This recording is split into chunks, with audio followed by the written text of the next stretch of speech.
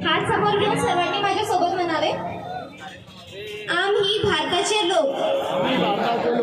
भारताचे एक सार्वभौम समाजवादी धर्मनिरपेक्ष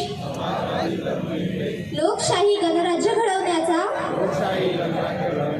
व त्याच्या सर्व नागरिकास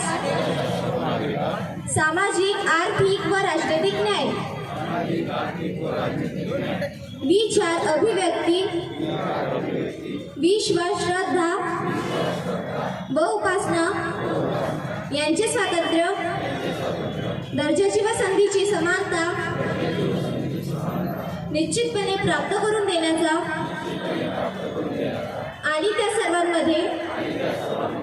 व्यक्तीची प्रतिष्ठा व राष्ट्राची एकता आणि एकात्मता यांचे आश्वासन देणारी बंधुता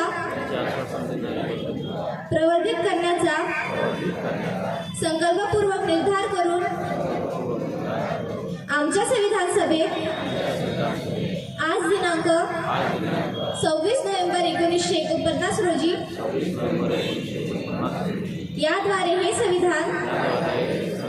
अंगीकृत आणि अधिनियमित करून स्वतः प्रत अर्पण करीत आहोत. जय भीम, जय संविधान.